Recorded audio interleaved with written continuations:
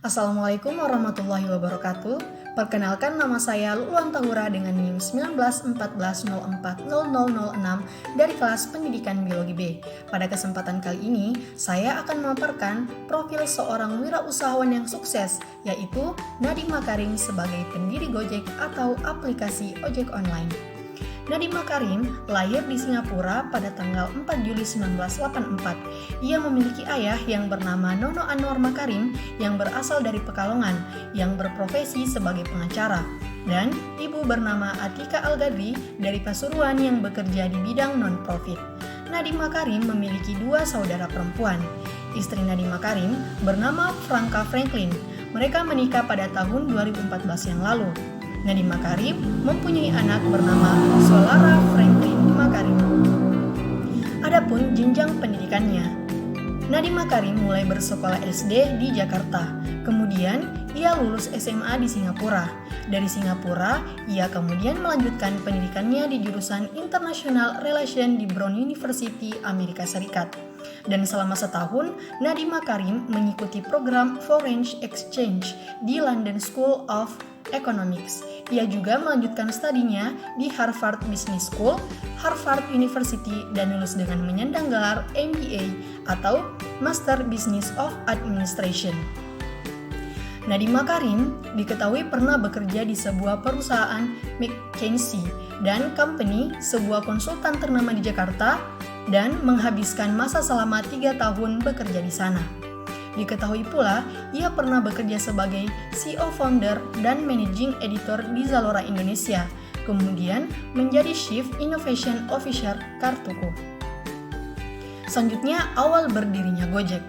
Ide bisnis transportasi Gojek sendiri berasal dari pemikiran Nadiem ketika ia berdiskusi dengan tukang ojek langganannya. Nadiem Makarim jarang menggunakan mobil karena mobilitasnya yang tinggi. Ia lebih sering menggunakan jasa ojek. Dari perbincangannya dengan para tukang ojek, ia menemukan kenyataan bahwa hampir sebagian besar tukang ojek menghabiskan waktunya hanya menunggu pelanggan saja dan susah untuk mencari pelanggan. Di sisi lain, kemacetan Jakarta makin memburuk, maka dibutuhkan sebuah layanan transportasi yang cepat serta pengiriman yang cepat untuk membantu warga Jakarta. Kemudian pada tahun 2011, Gojek sebagai perusahaan resmi didirikan oleh Nadiem Makarim yang kemudian menjabat sebagai CEO Gojek. Awal berdiri Gojek, Nadiem mempunyai 20 driver Gojek.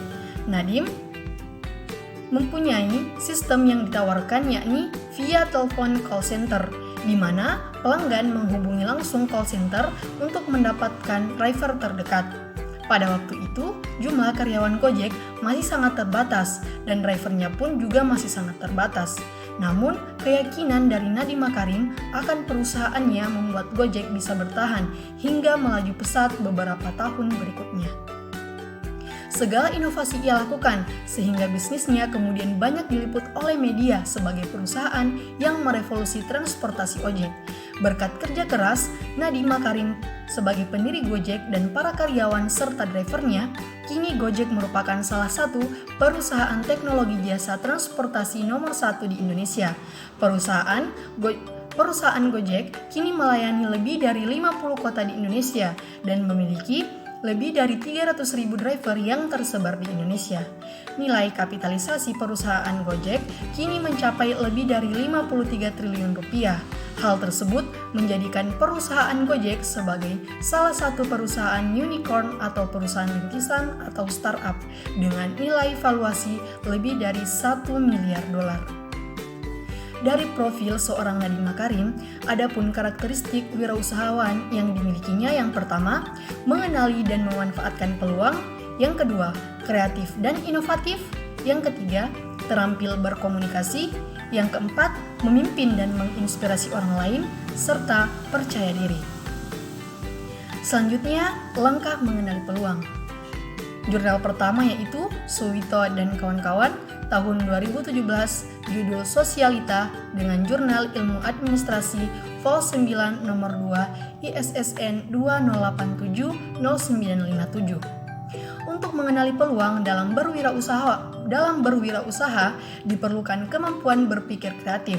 berperilaku dan bertindak inovatif. Selain itu, seseorang harus memiliki kemauan keras untuk mewujudkan gagasan inovatif ke dalam dunia.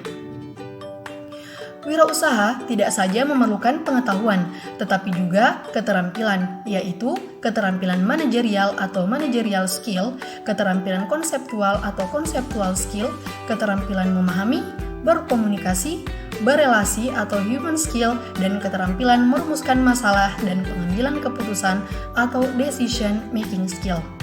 Jurnal yang kedua yaitu oleh Kadia Ritson Kadiasi dan Agus Supandi Suboto tahun 2017 dengan judul Sikap Mental Entrepreneurial Government terhadap Kinerja Aparatur Pemerintah Daerah di Kabupaten Kepulauan Sitaro. Jurnal EMBA, Vol 5, nomor 2, ISSN 2303-1174. Wirausahawan yang berhasil selalu memiliki sifat kepemimpinan, kepeloporan, dan keteladanan. Di samping itu, selalu ingin bergaul untuk mencari peluang, terbuka untuk menerima kritik dan saran yang kemudian dijadikan peluang. Ia selalu ingin tampil berbeda, lebih dulu, lebih menonjol, lebih menyukai, mengendalikan sumber daya mereka sendiri, dan menggunakan sumber daya untuk mencapai tujuan yang telah ditetapkan sendiri. Zimmer dan Scarborough tahun 2008. Baiklah, sekian yang dapat saya sampaikan. Terima kasih. Wassalamualaikum warahmatullahi wabarakatuh.